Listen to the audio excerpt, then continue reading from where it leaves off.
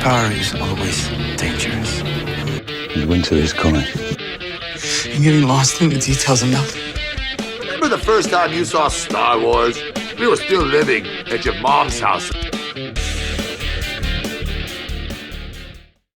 Fanboy dreams come true when legendary genre actor Tony Todd, Candyman, does a special guest appearance on Adam and Joe's cable access show, The Movie Crypt, and then takes the boys out for a wild night on the town. Their dream comes true becomes a living nightmare when the eccentric and larger-than-life actor moves in on their couch and turns their lives upside down, while Corri breaks up with Kevin. This is Season 1, Episode 4 of Holliston, Candyman, and you are channel surfing with the bargain bin. Description from IMDB, we will not be holding back on spoilers. I am Sandro, and I am joined, as always, by my podcast partner in crime, Ben, and our neighbor downstairs, Mark. So, what did we think? The return of Kevin is my least favorite part. Sandro, you are not a fan of Candyman. Correct. We're not getting into this. From what I heard, that's an understatement. I really want to, but anybody who listens to the bargain bin knows why. Are you a fan of Tony Todd? Yes. Okay, good. But with an asterisk, because he's Candyman. That's fine. Was that your first experience with Todd? Like when I saw Candyman as a kid? Yeah. It's like, that guy is so imposing and so intimidating. He's 6'5", he's got that deep voice. Then Candyman is just scary, and the bees, and just you love him, but he's Candyman. He has the most amazing voice ever. Come on, man. Come on. Next to you, I'm sorry. I was thinking like Keith David, but sure, me. Mark, what is your first memory of Tony Todd? Candyman. Really? I still have not watched the entire movie. I cannot watch it. Get on that shit, man. It is great. And to Sandro's point, Keith David is exactly the actor that I go to when I hear that voice, when I compare the two. I think Keith David's a better version of that as well. That's a tough but Tony one. Todd's phenomenal. I mean, but Tony Todd isn't like Keith David's like 4'8", and I don't think that's true. No, I don't think he's that short. For me, Tony Todd will be the best representation of Ben from Night of the Living Dead, the 1990 Tom Savini remake.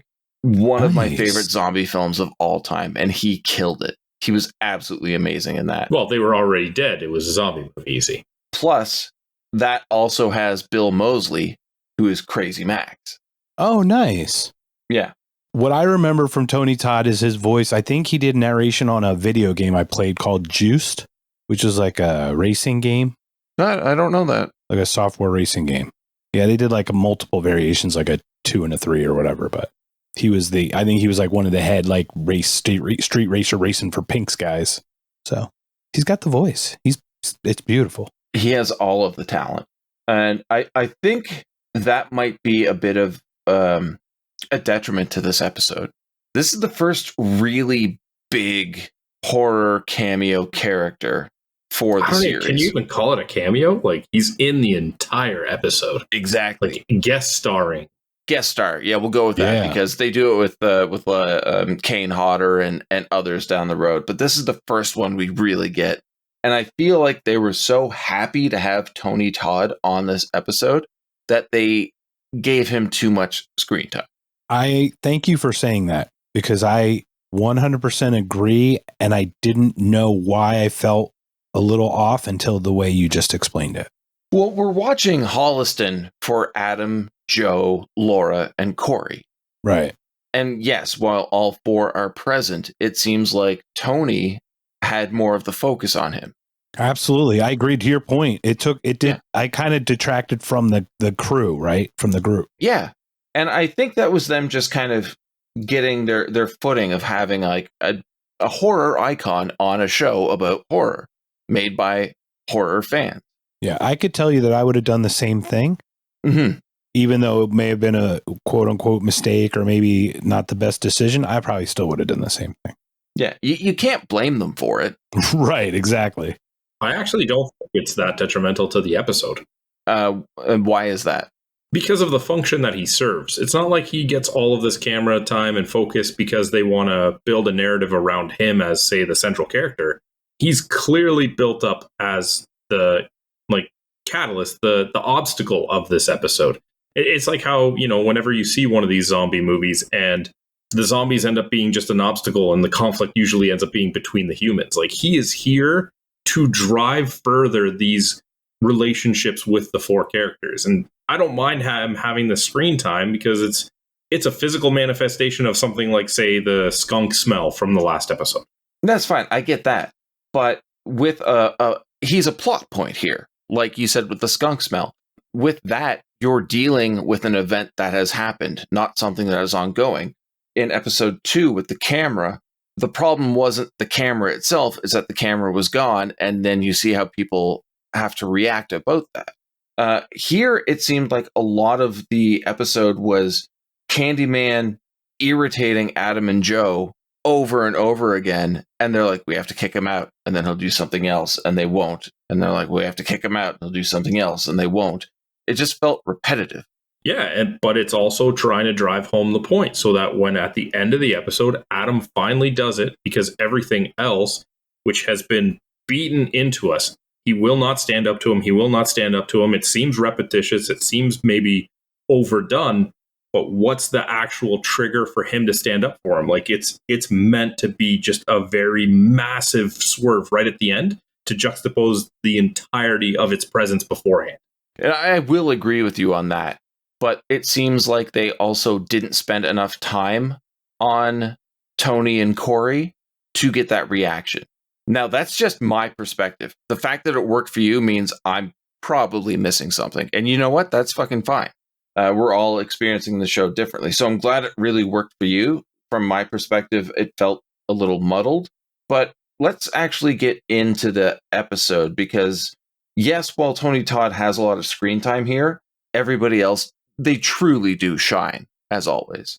So yeah, could I say something about that too, real quick, Ben, about the Tony Todd piece? Of course. I agree, Sandro. I think you're right. You make an excellent point about that. I think where I agree with about Ben and the influence that Tony Todd has on this is I kind of want it to be sloppy, the four of them being goofy and like really sloppy and having to deal with an issue. But the character being such a strong role could detract from that gangy feeling that I was getting earlier.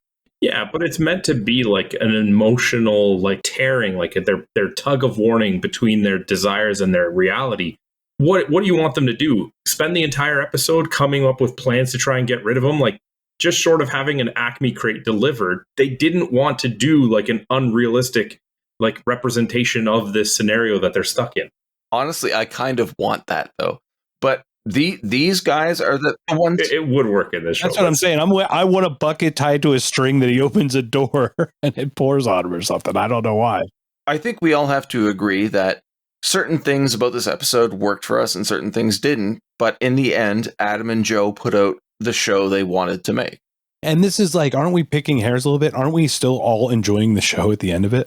Exactly. So.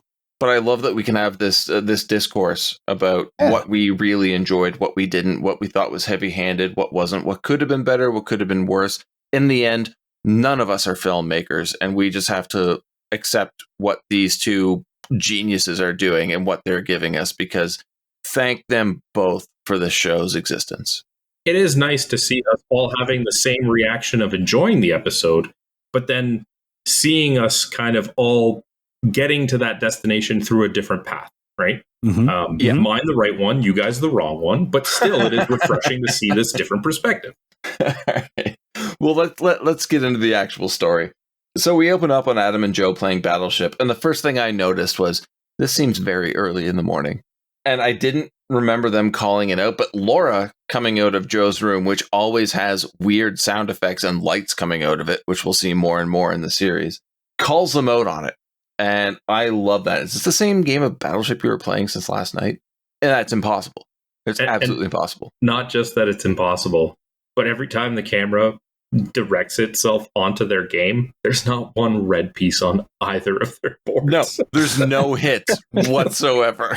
And the whole board's white, I think, if I'm not mistaken. Yeah. Like literally the entire thing is white.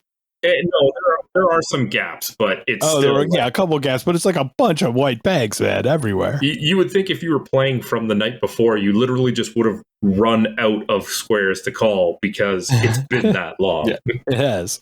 I love the callbacks to previous jokes, like the most basic thing, inflection. When Adam says something along the lines of H2, it's like, miss. It's like, no. He's like, no, you said 2. It's like, no, it's 2, 2, 2, 2. Also, things like that. That's Market Basket. He actually said Market Basket in this one. Exactly. They call back to it. But he just said it. I'm just going to Market Basket. Yeah. Didn't linger on it at all. Didn't. Yeah. Just went breeze right through it. It was like one of those nostalgia hits from another show, but it's like it was the last episode. Yeah. And this entire opening scene, I'm thinking, this is absolutely awesome. And I followed it up with, Laura's amazing. Ortiz steals this entire show, in my opinion. Just from like little background bits of dialogue or poses or expressions. The background of this episode, more than any other, is absolutely hilarious. And Sandra, you pointed out something too that I've missed every time I've seen this, where they actually break the fourth wall, cut to the actual crew filming the episode, and we see Adam and Joe behind the camera. Absolutely amazing. Yeah, I missed it the first couple times I watched this episode, and I just briefly spotted it, and I had to go back and like pause it because I was like, did I actually see that? So we move over to the Movie Crypt TV show they do with their special guest, Tony Todd. Pretty fun back and forth, even with Todd saying things like, you're welcome to have me here, which I heard Sandro chuckle about, and it's good. I absolutely love this first appearance of Tony Todd because you just get this, like, I think he's sleeping when he first started. Mm-hmm. This very reserved, uninterested, disconnected, not wanting to be their version of Tony Todd. And then that's not what you get for the rest of the episode. One thing I really love here is that they don't go into how they got him on the show, because that would take too much time. Tony says he lost a bet. Exactly. And that's it. They don't go into it because that would take way too much time for a story that doesn't need to be told. They're actually respecting us with this type of storytelling, and I love that. Is that a story to be told, or is that a play on, like, that's just a classic joke, like, you know, nice haircut, did you lose a bet? No, I disagree, just because every time they have another horror icon on the show, there's an explanation as to why he's there, like, or why she's there. It's actually thought out and planned out, and they're like, we just want Tony Todd. Let's get him on the show. Why? He's just there. It's Tony Todd, everybody. Very good. No, I think you're nitpicking based on the relation to the other episodes and not just taking this one in a vacuum. Maybe, but I mean, you relate one with everything else alike. But time to party with Candyman. The stories I've heard is that Tony Todd is very much a party animal and will drink everyone under the table. So I feel like this is actually a nod to how Tony is in real life.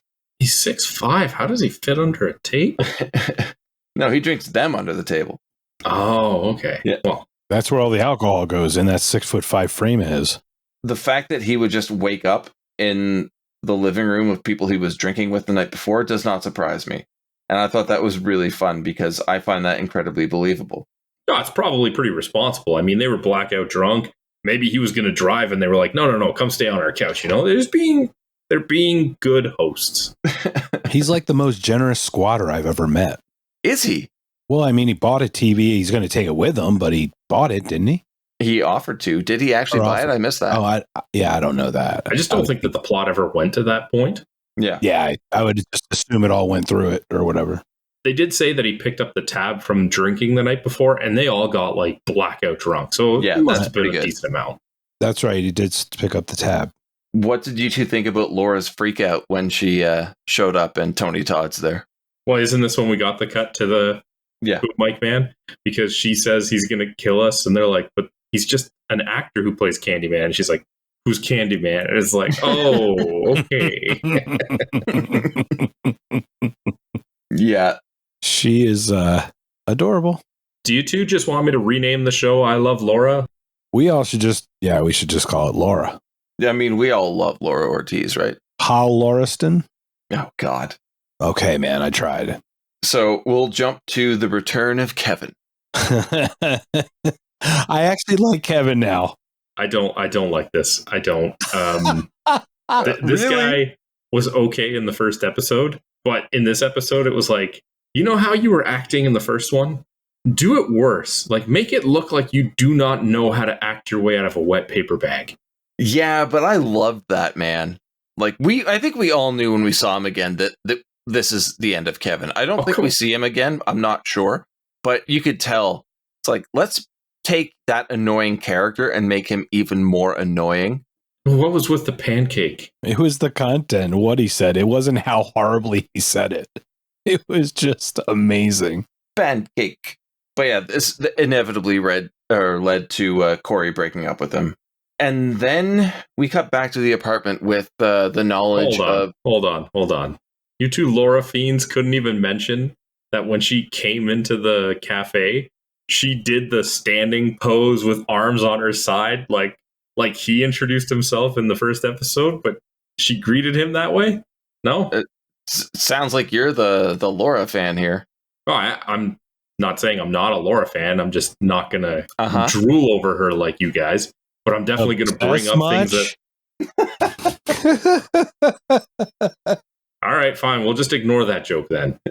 No, we'll call it Laura. I didn't catch it. I'm not going to lie. I just didn't catch it. I apologize. I did. It was quite good. But yeah, Candyman's strawberry allergy. An odd setup for a weird payoff. Thoughts? Why did he offer that and then it not be a thing? Yeah. I guess. But I guess we should get to that towards the end when we figure out what. This version of Tony Todd is absolutely insane. So for him to say he has a strawberry allergy and then just later be like, oh, no, I guess not, actually worked quite well for the plot. You're just like, yeah, okay, that's on brand for this version of Tony Todd. You're right. He is insane and he's a complete dick throughout the entire thing. He basically moves in, watching the football game, demanding beer, inviting his friends over. Tony Todd in this episode is an asshole, yes? Yes. But I just want to get past that because this carries through the entire episode. And a couple thoughts on the scene of Corri and Laura in the car. Do either of you have any thoughts on this? Because it seems like the message they were trying to send was overshadowed by the sight gags that happened throughout. Oh, dude, being on your cell phone and driving is dangerous. And you want to talk about callbacks? What did they hit? Horace Pinker, the hamster. I didn't even notice it. You had to call it out. I know. You guys caught some great stuff. The ball goes flying by. You're like, Horace Pinker. Well, she hit a dude first. Yeah, I know. Who and just goes and a stroller. Yeah. And I'm wondering what was the death count on that drive? But like complete with shattered windshield, neither of them react. It was beautiful. The first one, I have to give credit. Did anyone look at the back? Like, you know how you see you're driving and they have the road going in the background? Yeah. Did you see it out of the lane and then go back into the lane? I didn't. No. Okay, I totally watched that because I'm like, I have to look just to see. And they actually had it like off the lane and then almost straightening out again after it hit them. It was pretty funny. It was well thought out.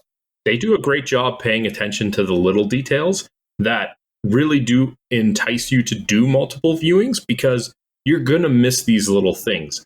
And they're sight gags, they're callbacks that other shows might just not bother with. But in this, they show a level of care to attention. And it does make you be like, I want to rewatch this. You know, I hear you guys say things that I missed and I'm like, oh, I got to go back and watch that again.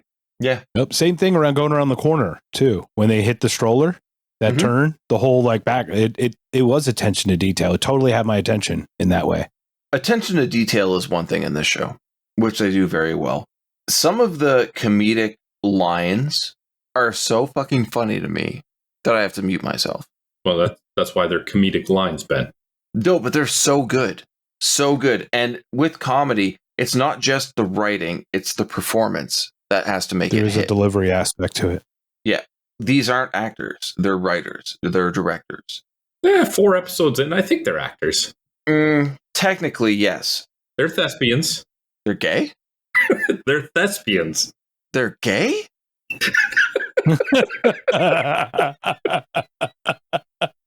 They're actors. Oh.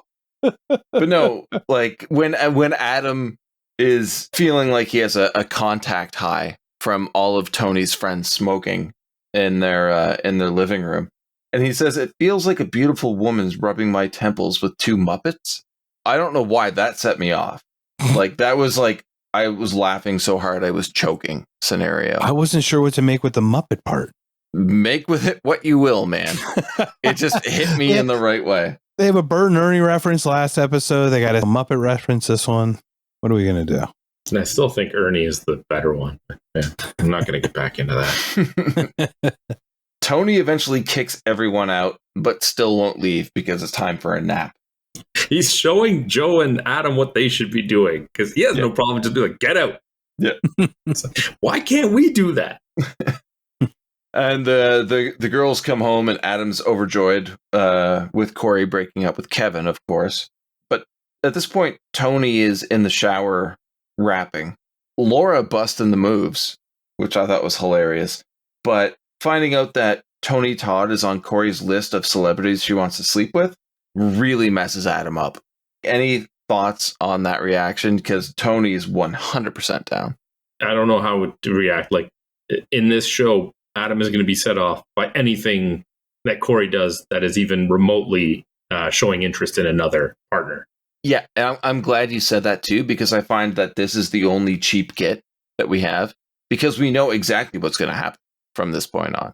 It seems like a cheap, I don't even know how to say it, a cheap plot element, because as soon as anybody else shows interest in Corri, you know Adam's going to have a problem with it. Oh, it's a cheap plot element because they're poor. I get it. Yeah. Yeah, that's exactly what I was going to say. Thank you for that.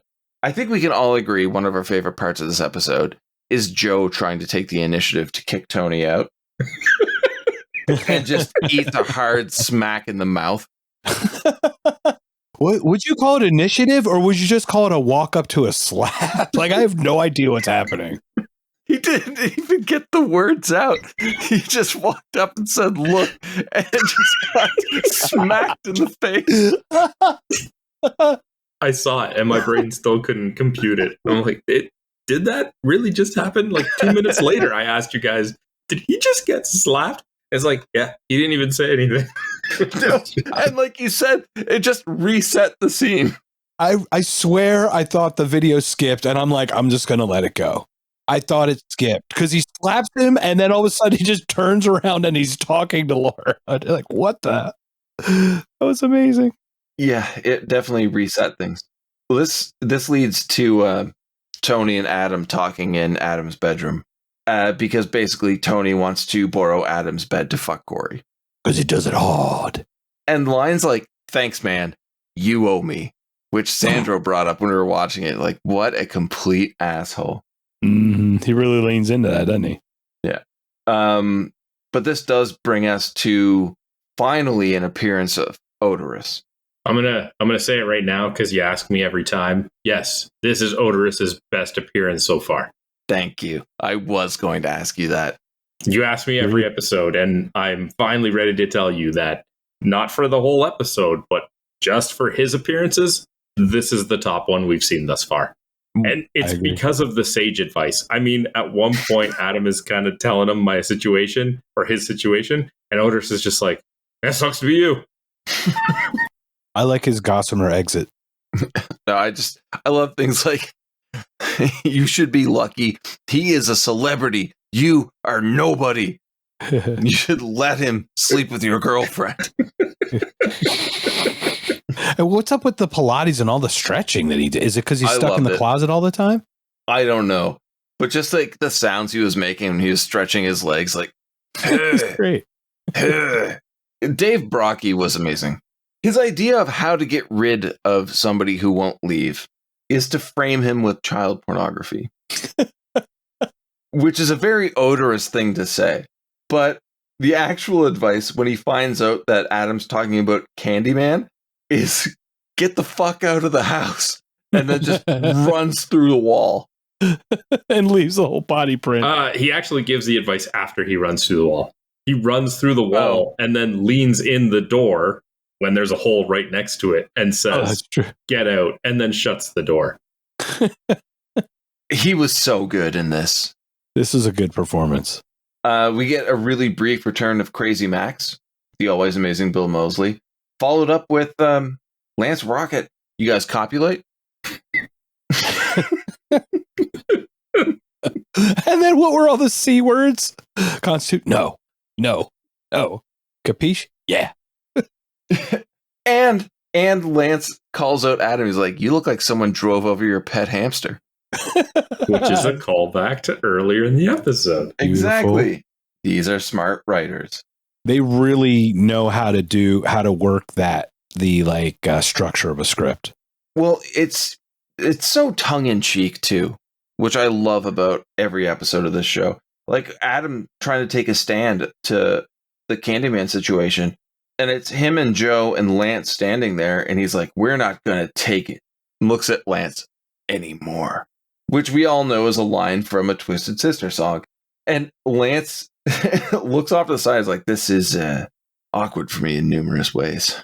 I loved it. I absolutely loved it, because the Lance Rocket that we've been shown up until now is completely fine with like poking fun at himself, being the butt of the joke, just diving into this and having fun, and giving us this swerve where he's just completely like straight faced, just like, "This is awkward for me in many different ways," was just a beautiful twist.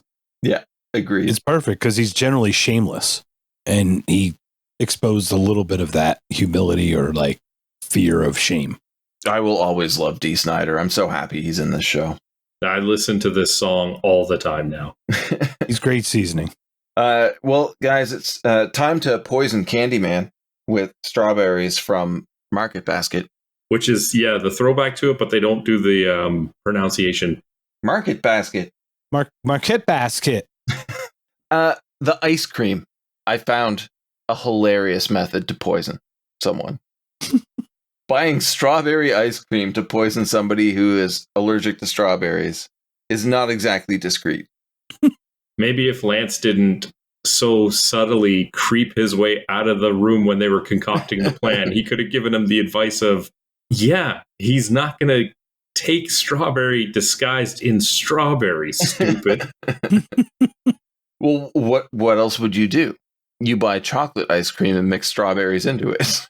Yeah, that didn't really work either. If you saw them trying to mix it in there, come on, people. No, it was half diced strawberries. It was like this red syrup just oozing out of it with these chunks of strawberry. Yeah, you'd think he'd juice them or something, but like, if I was handed that bowl of ice cream, I'd be like, there are very clearly large chunks of strawberry in this. Right. I mean, like, I smell strawberries. Does anyone else smell strawberries in here? Oh, God. Well, it turns out that he's not allergic to strawberries after all.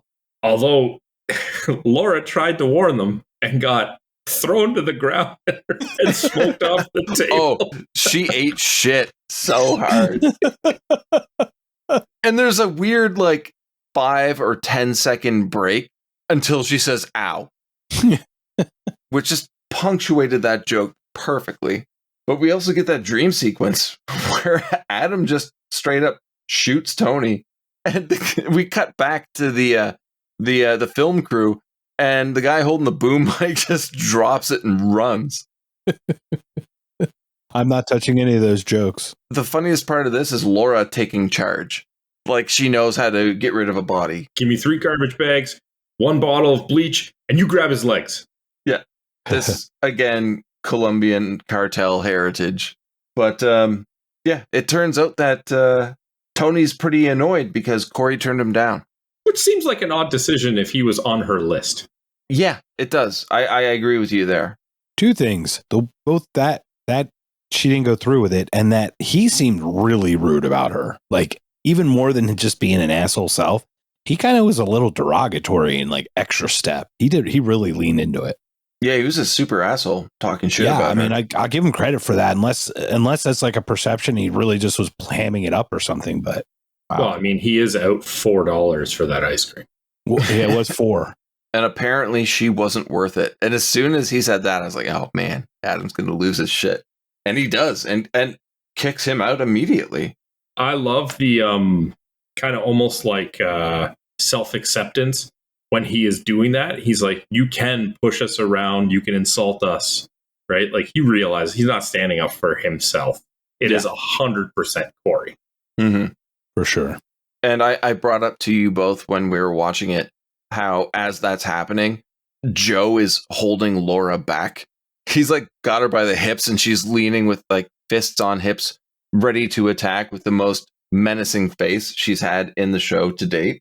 Well, yeah, because she's also going to try and defend Corri. They're very close. Yeah, and it's going back to what you were saying, Sandra, but the amount of things that happen in the background that we don't really notice that are absolutely amazing and make you want to rewatch the show. The one thing I don't like about this scene is we get that classic sitcom moment of the door opening and Corri is standing there having heard everything that Adam said. Tony just walks around her, doesn't acknowledge her, fine. But I've seen this so many times. Can I do what I always do and tell you how I would have done this? Sure, please do. You normally do it better than they do. So they would have opened the door and strange-looking Asian man would have been standing there. And there would have been a moment of like fear, like there always is. But then when he stepped out of the way, Corri would have been there. That would work for this show. I can see that for sure.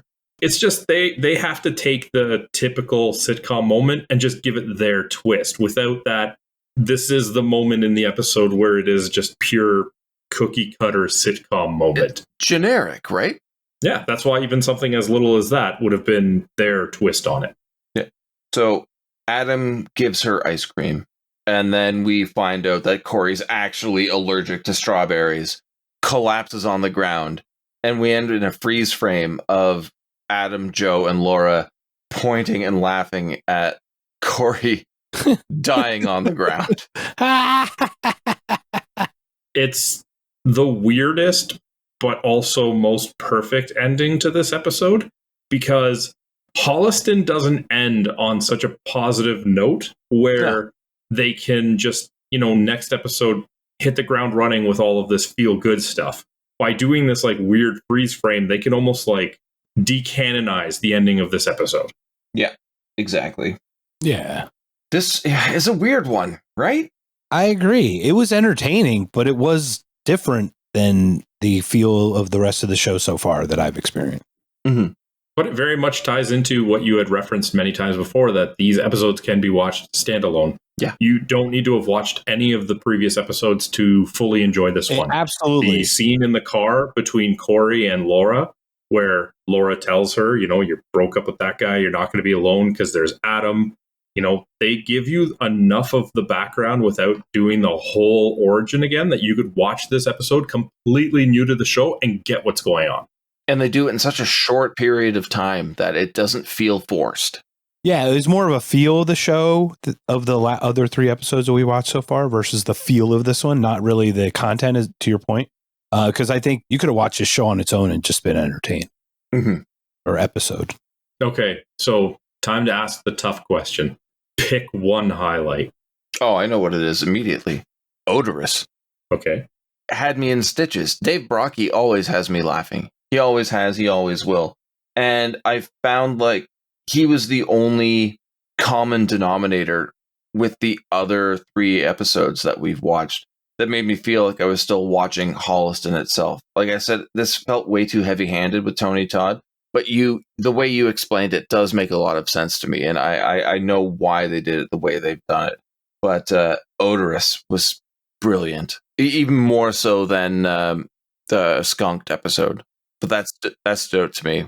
I get what you're saying with the contrast too, because this is also the one episode where Lance doesn't even make his typical exit where the door closes by itself, right? Mm-hmm. Like, yeah, it is kind of the one thing that is very much typical Holliston. And I like that. I like typical Holliston. I thought the drive between Corri and Laura was great, to be honest. I thought that was early on because it got real serious. She's all heartbroken, and all of a sudden, out of nowhere, just wham, no reaction. And I'm sitting there like, what the heck just happened? And then they just kept collecting more bodies and Pinkerton. Yeah, it's really good too because they don't react at all, even to a broken windshield. Right. And I did think that was very similar to the Holliston that we're familiar with as well, that scene specifically. I'll go with you on that one, sure. Well, it doesn't make a lot of sense to me. I mean, she was upset with Kevin for not paying attention to her for being on his phone. And Laura's on her phone committing, vehicle manslaughter, and she's fine with that. Yeah, but she didn't say that she was going to nursing school to bag a doctor. Come on. That conversation is something that people should actually watch this one episode for. Yeah, was that the opposite Ken Barbie? Like, that was like the opposite of that conversation, right? Yeah. Ooh. Kev-energy is what we'll call that one. All right. Well, my highlight was the slap. Because after the initial delay in my brain registering what happened, it just turned out to be the funniest moment because Joe is finally like, you know what? I'm going to grow a pair. I'm going to go tell him what's what. And he literally just says, like, what was it? One word, like listen or hey or something like that. And just gets smacked. And it's like, okay, well, this is a reinforcement of why we were afraid to do this. And then, the camera cuts. And in the background, you just see, like, he didn't even break stride. It was like slap, turn around, walk towards Laura. It's just like his brain just reset and was like, okay. Yeah. All right. So where are we going to rank this one, guys? For me, this is at the bottom. It will go episodes 3, 1, 2, 4 for me. It's really funny, but it was the least Holliston episode of Holliston. And I like what we've been given so far. I just wasn't super stoked on this. It had some really funny moments, but I felt that it dragged a lot more than a sitcom should. And I'm sure, like I said earlier, the guys made the show they wanted to make, and that's great. Good for them. I know other people who have seen it who love this episode. It just didn't work for me. It's great to see Tony Todd. It's great knowing after this we do get more horror icon cameos or guest starring roles, like you said, Sandro. But it felt like it was lacking something. So still good, just not my favorite. It's at the bottom of the 4 episodes for me. Okay, and don't keep your own personal ranking. We have one. This is how we do it. It's a democracy. No. How you have it, Sandro? I actually agree with Ben. I don't think I can add too much to even his description of it. This is the worst episode, but that's a relative term because it's still a good episode. All the other ones were just that much better. Mm-hmm. I can't add to that either. That's why I wanted you to go next because I agree 100%. Number 4, it's good on its own, but it's not comparable to the other 3 we've seen so far. Wow. A unanimous decision. I don't think that's happened too many times. I think we could sign a peace treaty, gentlemen. I would wager that next week we will have another unanimous decision, but we'll have to wait until then.